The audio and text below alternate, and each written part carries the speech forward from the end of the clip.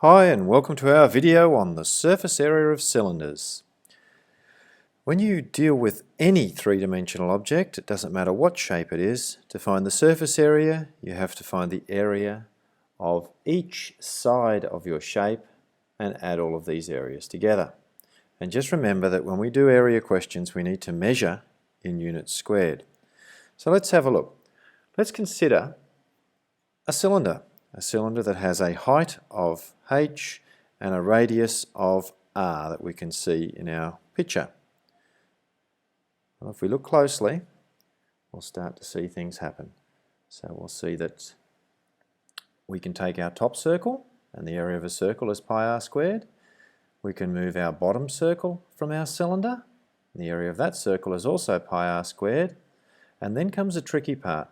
What we can do is we can unravel the cylinder, and you can imagine unraveling it, and when it straightens out it's just like a rectangle. Remember, the green section that we've just highlighted there is the distance around the outside of the circle, and the distance around the outside of a circle is called the circumference, and we know the circumference is 2 pi r. As we unravel our shape, that circle opens up to become that straight line, and remember the circumference of the circle was 2 pi r, so the length of that green line is also 2 pi r. Now we just have a rectangle to deal with, and we can see our rectangle. Here's our rectangle here.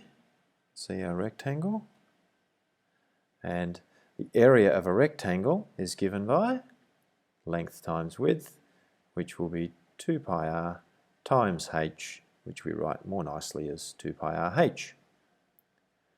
So the surface area of a cylinder is found by adding up the two circles and the rectangle, so you end up with pi r squared plus pi r squared plus 2 pi r h, which gives us our formula 2 pi r squared plus 2 pi r h. And that's the formula that we need to memorize to find the surface area of any cylinder.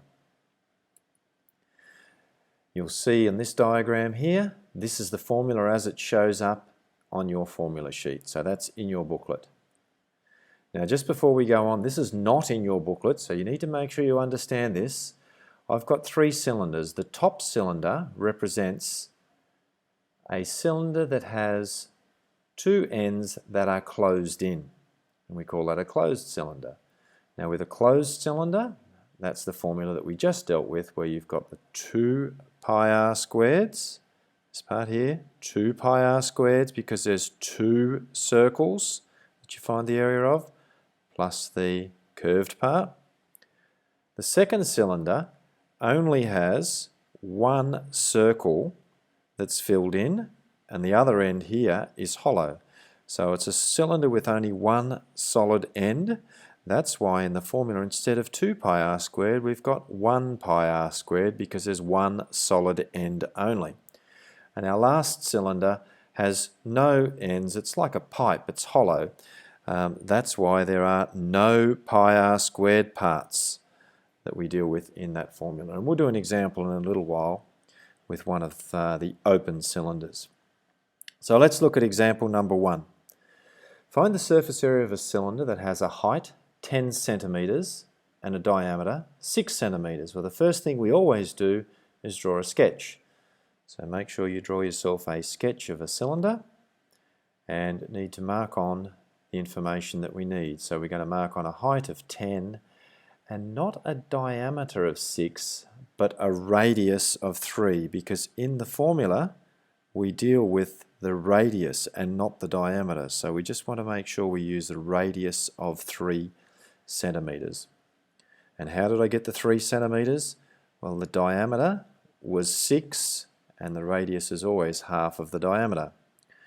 Let's continue on. We know our formula, 2 pi r squared, that's the area of both end circles, plus 2 pi r h, that's the area of the curved bits. Well, that just becomes 2 times pi times radius, which is 3 squared, plus 2 times pi times the radius, which is 3, times the height, which is 10, and plug that into your calculator and see what you get.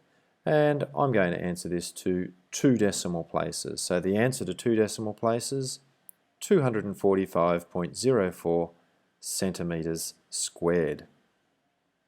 So there's our first example completed. Let's try the second one.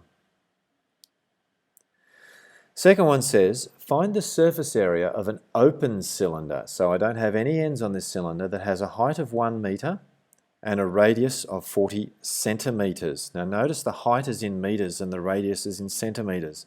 I need to make sure that they're both converted into the same unit. So before I do that, I'm going to draw a cylinder. So here's my cylinder. Let's mark on the height and the radius. Now the height is 1 metre. So I'm going to call the radius 0.4 meters. I could have made them both centimeters. I could have actually called this height here 100 centimeters, and then I could have gone for a radius of 40 centimeters, but I didn't want to do that. And remember, my cylinder is open. So when I choose my formula, the formula is 0 pi r squared. There are no circles to add, plus 2 pi r h. So that's just 0 plus 2 times pi times the radius, which is 0.4, times the height, which is 1, which gives an answer of approximately 2.51 meters squared. So there's our second example with a cylinder with open ends or no ends, an open-ended cylinder. So let's look at example number 3. Now with example 3, we've got a strange looking shape. If we look at our shape, it's actually half of a cylinder, which actually does create a slight problem which we'll have to take into consideration when we write our formula. Now let's notice that we've got a height of 250 and a diameter of 60 centimeters. So both units are in centimeters, so that's okay. So I can label my diagram. Now there's my height, 250 centimeters. Now the diameter is 60 centimeters, which means the radius when I go to use it is 30 centimeters. Now when I'm looking at this formula, I need to remember that it is half of a cylinder, but because I've cut the cylinder in half, I've actually created a flat surface that was never ever a part of my original cylinder. So I have to use the formula for the surface area of half of a cylinder. So notice inside the brackets there's my formula for the area of a cylinder, and in front of it I'm finding half of that surface area because I only have half of a cylinder, but I also have to add the area of a rectangle, which is my yellow colored rectangle that was created by slicing the original cylinder in half. So let's go put our numbers in. To find the surface area of the complete half cylinder, we do, well actually before I times it out, I could look at it and say I'm going to halve the area, the surface area of my cylinder, which means a half of 2 pi r squared becomes 1 pi r squared. A half of 2 pi r h becomes 1 pi r h, so it just becomes pi r squared plus pi r h. This line here, you don't really need to put into your working if you don't want to. You could have left it as that one there, but where the area of the rectangle is written, you would put length times width. So let's put in our values now. Pi times the radius, 30 squared, plus pi times the radius times the height, 30 times 250, plus the area of my rectangle, which is 250 times 60. Plug that straight into your calculator and you'll get an answer of 41,389.4 centimeters squared. There's the answer to number 3. So now has come the time where you get to do the questions from exercise 5F. Have fun, enjoy, and remember, maths is awesome.